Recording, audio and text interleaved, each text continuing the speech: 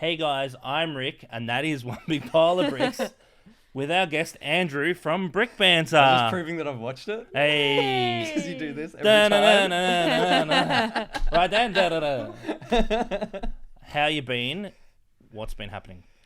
Good. Did a little bit of Lego Masters, so I thought I'd mix up, move away from the blog, the Instagramming, the YouTube, and just do something a little bit different. Which Lego Masters? Like the UK or the New Zealand or UK Australian? one. Took it back old school. Tried something else. Trying to make it actually popular. Is that what's happening? Yeah. Brickman celebrity only goes so far. They had to bring in another Lego big name. And all they could afford was me. So. Lego Masters Season 4. And what can you... So obviously this podcast is going to air and people are going to listen to it a few days before the release of Lego Masters Season 4. Is there anything you can tell us about it? The adverts are really good so far. Well, I guess, what have you seen in the adverts? There's a lot of people. We've seen you and your partner, and your partner's chatting, and you're sitting there. Great. I've seen that. Because we're like, Caroline's like, did you see Andrew in the advert? I'm like, yeah, you didn't see him? She's like, nah. I'm like, oh, look, so obviously they get Crystal because she's like the cosplayer. Like, the Lego blog is not as exciting as the cosplay, right? Yeah, so no one's going to notice me. I don't know, man.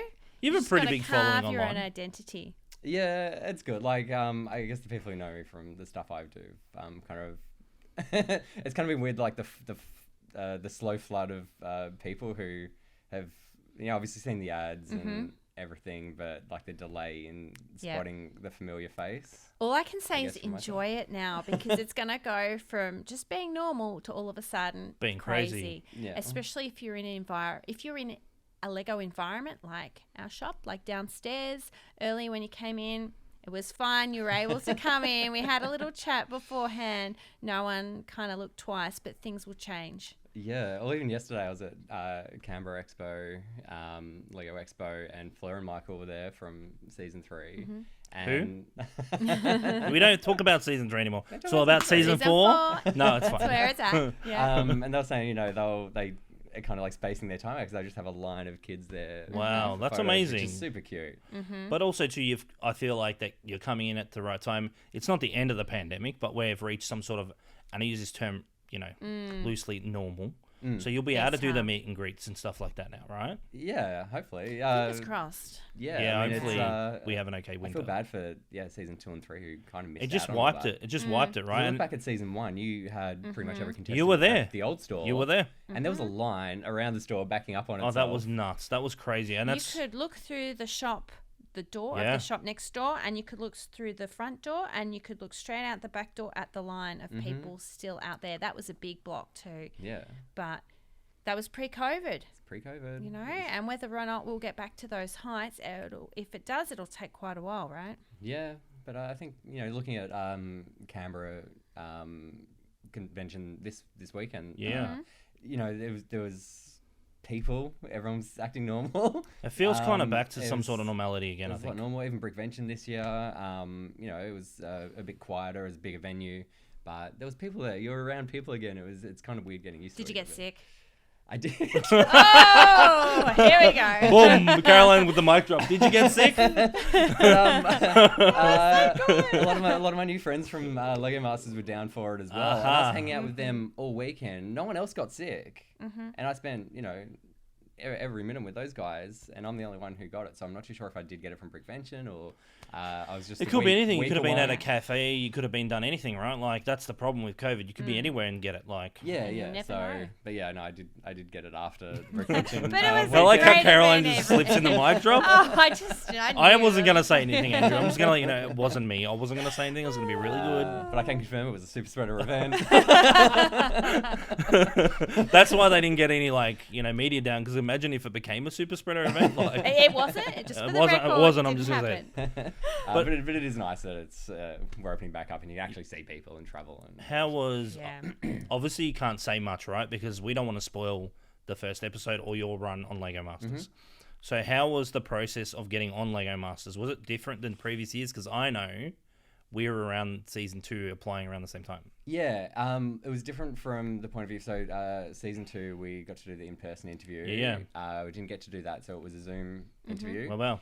So they brought the parts to my house for the audition. Wow. Same with Crystal, my teammate. Yeah. You still weren't allowed to have visitors at the point of the audition, so we had to audition together at separate locations. Which Oh, wow, means that's weird. We never really had a chance, or we never had a chance to practice together. Yeah. Been friends for a long time, but we've never built together. So we're on the Zoom interview, and I'm kind of like trying to help Crystal via Zoom. Wow, that's in hard. the audition of how to Wow. build. So, but you know, obviously we got through. And So did you've well. known Crystal for a long time. So Crystal, Andrew's partner, is massive in the cosplay community. Yeah. I'm aware of her because we were doing Supernovas and Comic Cons back then. That's how we started off. Yeah. So I think that's where I probably first met you as well. Most Or, likely. like became aware of you because Dave Chappelle was. I obviously big at the actually know time. where we first met. Do you? It was a Lego Toy Fair meeting. It was It What was, year are we remember? talking, do you proper think? proper first meeting. I Proper think, yeah. first meeting, yeah. Like I was aware of you guys, as I was saying, like because it's a Chappelle show. Yeah. Yeah, yeah, And your obviously. name and that Matt Fabris who Secure D who does Yeah. the sneaker painting. Yeah. We'd spoken about you. I'm trying to get him on. He's a very popular man, so I'm trying to pin him down to get him on a podcast. I think it'd be I mean, interesting. Yeah, get him on. We've been around since 12 years this year. 2010 at least, but we were sort Yeah. of around a little bit before that, but about 2010, so it might have been around that time. Yeah, I reckon. But yeah, it was the toy fair that we actually spoke. I actually remember it vividly for whatever reason. Oh, yes, sorry, now I've I don't caught even up, know why. I yes. think we had a conversation during or afterwards, and, you you're were like, oh, calling blah, blah, blah. yourself the Cherry Arcade. Oh, Caroline remembers well. I don't even remember that. You had a badge on, and I'm thinking, Cherry Arcade. Yeah, so I was. I think it was probably before I started doing the Instagram. Oh, It was Lego before the stuff. whole cheap jokes branding, right? Yeah, but I was just trying to figure out what I wanted to do, and I was running an eBay store. I'd basically buy stuff and Yep. Yeah, that's resell fair. it. Didn't really do it with Lego. It was more sneakers and. you were other big on the things. sneakers, right? Yeah, I was big on sneakers. Do you still do that? No, I've kind like- of cashed out on the sneakers. Yeah, so okay. they'll take Is up the a lot of market room. over? No, it's weird. It's got crazy hype still, and people line up around the blocks. Is that because of to get it Yeezys? still. is that the reason? Due to a lot of things, I think they just know what they're doing. Yeezys are the most ugliest shoe I've ever seen in my life. I'm just going to put it out Yeah, there. I don't get it. I don't understand the hype about those. You just like, Yeah. some people are weird about that sort of celebrity not thing. about. It's not about the look of the shoe. It's about the status of having the shoe. Yeah, This is the thing. Pretty much. just write limited edition on it, and it'll sell. That's. So, do you collect shoes for yourself? I did collect for myself, so I think at my peak I was up to about 150 pairs. Okay. Wow. And kind of similar to what I've done in the Lego world, I kind of made some good connections and Yeah. was doing things where I'd get some for like free and heavily That's fair. discounted. Yeah. So the collection grew quite rapidly because of that. Made some really good connections through that though. But they were kind of lived in storage for Yeah. a lot of Yeah. their lives, and I wasn't wearing them. And then when I got them out of storage and I was wearing them, they'd start to crumble and fall apart because they were so old. So I'm like, Yeah. I'm done with them. I only found Yeah. about shoes recently, good old TikTok. I It was like, does oh, deteriorate shoes, over shoes time, can yeah. deteriorate. I was Yeah. like, oh, well, there you go. Like, Because we used to get a little bit excited. We'd find Rick's size and we'd go, yes, we're going to buy multiples of that particular shoe because it was a difficult size to get. so for those listening and watching at home, explain to us, we know, but explain to them how the Cheap Jokes branding all came about. Yeah, I wanted to make a sitcom with my mate Greg, but organizing humans for a production is quite difficult. So you're lucky, you guys got your friend here operating 4 cameras. Dan, the camera One man, guy so that's operating you. 4 cameras, very talented. And Yeah. it's very much like this, where you've got to do everything Yeah. yourself, and you're lucky if you can find someone to help out. Yes. Correct.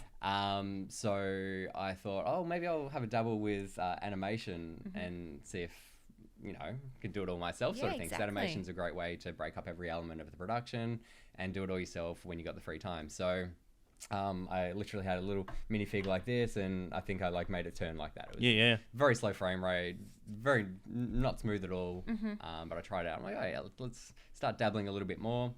And then I got onto Instagram, and this is before on Instagram you could upload from your camera reel. You had to do everything within the app. If you were doing a photo, Yeah. it had to be on the app. There was no uploading from your camera roll, no photo editing, anything like that. Yeah. So they'd introduced video, and I was to do video similar to what you do now. You got to hold it down to record. So I was doing like tapping the screen like this to get a frame of video to make stop motion. So I was the only one on Instagram doing stop motion because you couldn't import. They were bad.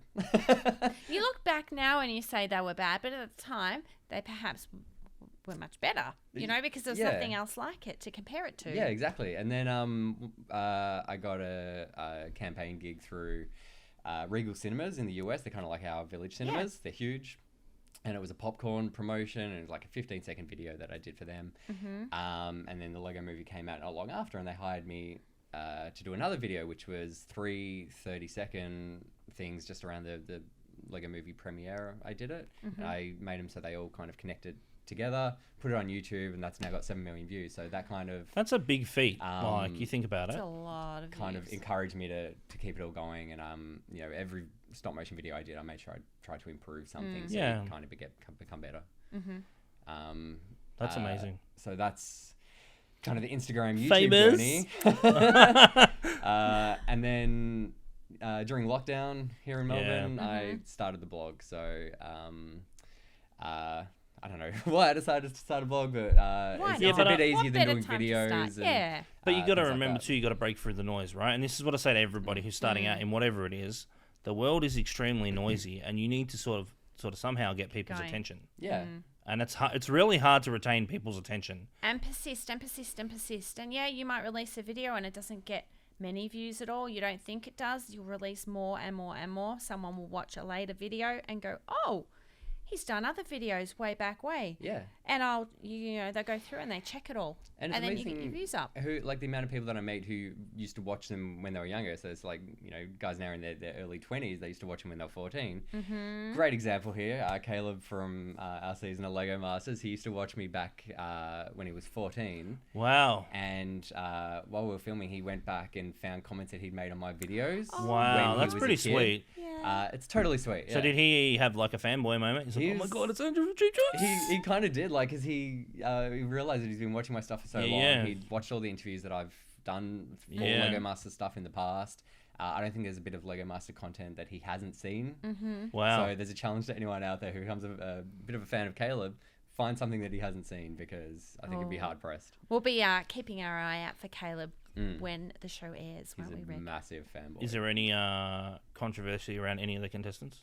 No, everyone was great. Like, it's gotta throw in those zingers, like bang. Great friends. No, it's like knowing the previous contestants. Season 1 have an amazing bond, and you know, I know all of those guys still talk. I think season 2 is probably the strongest full contestant bond that I've seen out of all the series, and I think we might actually overtake them. That's amazing. From talking to the production crew and who's worked on the previous Keep seasons. in mind, we're going to have Henry and Kate on at a later date on our podcast. So be prepared. Henry might chuck in some zingers. So yeah, that's fine. Like, it's from talking to the production crew, and it could have been partly because we weren't in a tight hotel lockdown, but we were heavily advised to stay there. You're hanging out with these guys 24/7, and you know, you watch reality TV from the outside, and you know, everyone always talks about that pressure cooker for the contestants and getting to know each other. You don't realize till you're in it how it actually is real like that, and how you know, you see how emotional people are on the first episode. It's because you've been hanging out with everyone 24/7. You get the bond is just so huge. So you're going to be watching Lego Masters the same as everyone else, right? You haven't seen any episodes before, and you know what's going on, obviously, but you haven't seen the way it's edited or anything, right? No, and I was talking to Branko this weekend, the father and son team. Yeah. And it's like someone was filming like Family Christmas, for example. Yeah. Yes. And now you get to see the home movie of it. Wow. So that's kind of what it's feeling like. Are you for us. excited? Yeah, totally. Like, you know, huge fan of the show as well. So to be part of it is massive. And you kind of just want to see what your friends got up to, because you're so focused on what you're doing. Of course. Yeah. I want to see what everyone else did, because, you know, even the first challenge, you have such minimal time to walk around and see what everyone's done, because you're so focused on your job. and all the conversations from 7 other teams as and well. you'll find out there's What's everyone certain been doing, things, you know? Yeah, that's right. You'll find that there's certain things, certain conversations that happen that you think, oh, for sure, I'm going to relive that. I'm going to watch it again. And it doesn't quite work out that way. Someone will make a funny joke in the background. It just won't get played, and you go, oh, they missed the whole lead up to that situation. But then there'll be other things, like you said, with the other contestants that happen. You go, wow, I didn't know it happened that way. Yeah. So I think that's the thing as well. All the, you build such a long period. There's 8 different stories happening. There's so much that doesn't get used. yeah, of course. And you feel like there was a great moment, but they've only got an hour and a half to fill in, right? So, well, that's right. And with you going on the show now after obviously watching 3 seasons, does it make you appreciate what the contestants went through in the previous seasons now? like, you have no idea.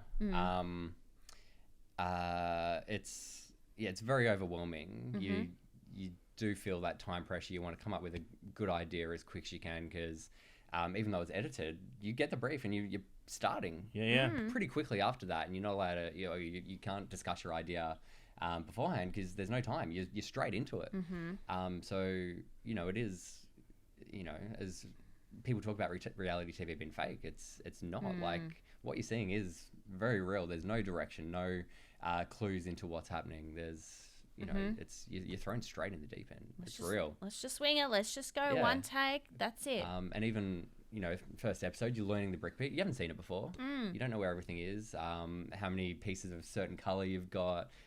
Colors are all mixed together. You've got to sort. You've still got to take the time to do that, and that's all part of your planning for the challenge as well. It's all very real. We're just trying not to reveal anything, because obviously this is going to be aired and people can listen to it a few days before the show. Are you excited for people to see the first challenge without revealing too much, obviously? 100%. And from being very familiar with Lego Masters Australia's previous first builds and first episodes and other countries, I'd say the quality of what's produced by all 8 teams is actually outstanding. I'm going to chuck in a thing. Do you reckon you're better than Henry and Kate? 100%. I'm just going to chuck it in there. Not me personally. I'm not gonna take Henry and Kate. I know Henry and Kate. Yeah, that's exactly right. I'm not gonna say I'm better than Henry and Kate, but the quality of builds compared to any of the other first episodes, I'd say is a lot higher. Also, I mean, in a way, you did have the first 3 seasons to look at and to analyze, whereas Prepare season 1 and the other seasons that came. Yeah, okay, season 1 had nothing. They went in with no expectations, didn't know what to expect. Yep. Season 2 and 3, they had a little bit of knowledge. You've had 3 episodes to look at. Yeah, 100%. A huge advantage in that sense. And I was speaking to Billsy about it last week when he was down. They literally knew nothing. You could have used the old UK format as a reference, but that would have done you no good. Yes, no chance. They're like, we're building idea. a chair today. Like, you're going to blow some stuff up. You're like, oh, what's happening now? Yeah, there's a lot to learn, and there's a lot going on around you as well, not just the Lego, that you're kind of like learning your environment, but even just from the Lego side of things, you don't know... season 1 would have had no idea of the hero shots, how it looks when it's finally finished, and how the judging format works, how your interaction's supposed to be with the other contestants. Like, do we have to be mean to each other? Yeah, are we allowed to be friends? Yeah, that's fair. You don't really think about that stuff. Now, with obviously, and people will see, you've obviously interviewed the Brickman before. We all know the Brickman because you've been a part of the Lego community pretty much as long as I have. How did you find going on the show with Brickman and looking at him in like a job perspective instead of like a friendly, Yeah, it was a different sort of Brickman. Yeah. I feel like there's Ryan McNaught and there's Brickman. Yeah. And in Lego Masters, in the contest, he's Brickman. He's a professional, isn't he? He's got a job to do, and he does it really well. So he's there obviously to make the final decisions for the winners, the losers. But there are no losers. There's no let's losers. just make that definitely clear. no losers. But you're one of the select few that got to go on a show about Lego. Yeah, exactly. And that's what I think the big thing, and this is what I touch on with every Lego Masters contestant we've had on, is that the AFOL community can criticize what you do, but you got on the show and they didn't. There's a big thing to say about that, right? Yeah. Because it's not easy to get on the show. I know. I participated in the stuff they asked you to do. Yeah. It's not easy. Like everyone thinks It's it's a like, huge oh, achievement, and that's it's right. something that no one should take for granted. Like, I think you got to be grateful for it. I think we could even replace the word criticize with the word critique. Yeah, it's all about critique. Always can critique, and maybe they should have done that. They could have done that, but you've only got the parts that you've got on set.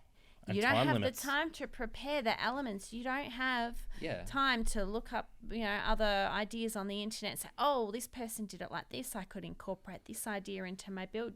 You don't have access to that, do you? And I think a huge advantage for the people and the teams who go on there, it's problem solving and creativity. Yeah. Is the big part of it, because it's problem solving with what pieces you've got to create what you need to achieve, and a lot of it is how many pieces in this shape are of this color, and do I have enough to do that? Or episode 1, I had to build something in a certain color because it had the pieces that I needed to be able to do that, and you've got to adapt like that. So it's a lot of problem solving, but creativity and good ideas go a lot further than potentially technique. Kale was a good example in season 1. There was like a glass window he did for something. And that's with the cheese slopes, and that's very time consuming. Great technique, great skill to be able to do that, but is there a value in it to the challenge? Like, would you be better going something bigger and that looks more impressive from, say, 2-3 meters back, or something small that's highly detailed, highly technically advanced? So you got to weigh those sort of things up as well. But do you think your stop motion background gave you an advantage? Probably not. At least you're honest about it. You're gonna be like, yeah, smash it. Probably in the way that how I build sets for stop motion, I know they only need to look good enough on camera. Yeah. So there's kind of that maybe mindset. Yeah. But you also don't know what angles they're going to be filming things from for the hero shots and all the rest of it. So yes and no. Builds can be weak, and the guts of them can be horrible because you're not going to see that. You know that. Yeah. So you don't need to build a house and then go crazy on the detail on the inside, because no one will see it. And we've seen previous challenges on other seasons. We've seen contestants build things and they have to put Lego pieces inside, and then there's supposed to be an explosion, and then the camera will film the explosion, and whoever's explosion, looks the most dramatic, would get point. Oh, well, don't get points, but would be more favoured to win. But you can't. How do you predict that? Like, you don't even know how to do that. You look at the explosion ones from the previous. You don't know where the explosives are potentially going to push things out. If the minifigure is going to hurl through the air, if the camera is going to catch it at that point, or if it's just going to, explode but not be spectacular or colourful. Whatever. Summer and it is. Iona, perfect example with the shark on the explosion challenge. Yeah. 1 in a million. Like 100%. You could film that as Brickman said. You could film it as many times as you want. You're never going to get that. Like, I'm excited for this season because you guys actually get to go outside. Yay! huge. Without giving away too much. The adverts have shown it. So Yeah, so we can say you can actually talk about it, like some of it, not all of it. Obviously. Yeah, and I think that's something they've been wanting to do for a while. I know season 2 with the tallest tower, that was planned to be outside, but it was a 40-degree day. Yeah. So they that. cancelled All, that. So I think it's something that of, the show's been wanting to do for a while. So it's cool that that opportunity's finally come about. Yeah. That's pretty it's exciting. always, it must be difficult to have a film set outside though.